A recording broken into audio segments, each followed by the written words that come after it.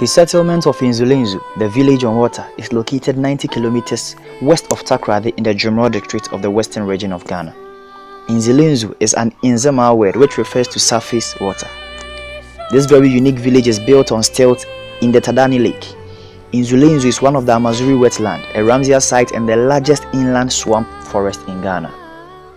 The wetland is a habitat for a variety of animals like monkeys, crocodiles, marine turtles, and fishes. Nzulezu also represents an outstanding interplay between man and the environment. Oral history has said that the village was constructed some 500 years ago by migrants from Walata, a city in prehistoric Ghana Empire which was the earliest of the western Sudanese states. It is believed that the early settlers or ancestors were led there by a snail. The snail is therefore a totem and revered by the people of Nzulezu. The only other people in the West African sub-region who live on a stilt village are the Gambi people of the Republic of Benin. The Nzulezu stilt village has a total population of 600 people. The main occupations there are farming and fishing. The village is ruled by the chief and elders who set out rules and regulations to guide behaviors in the village. These lovely folks of Nzulezu are friendly and loving, always smiling and amazingly on a hot day in Nzulezu. These lovely folks love to take a plunge into the cool water. Though these tilt houses might look frail and weak on the eyes, research suggests people can live there even for the next 500 years. There is no electricity from the electricity company for light in that village, but self-generated batteries are used to lighten the city all day. One amazing thing is, newly born babies are baptized in the water, with a common belief that the water becomes acquainted with these new guys and harms them not when they take a plunge in the water years later.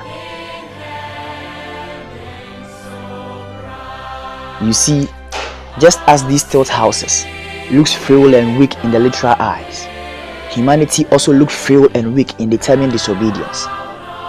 We who had exchanged our father's bread for pig's food, we who had ruined ourselves with sin just like the prodigal son, and like the unfaithful steward, we have cheapened the grace and mercies of God. But just as these wooden houses survive on the water, sinful humanity also can survive if we rest upon He who is the water of life, Jesus Christ.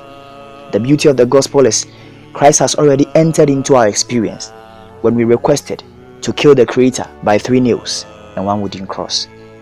Just as the wooden houses in Nzulezu looks frail, the wooden cross also looked frail in our eyes, but on it hung one who held the whole universe in His hands.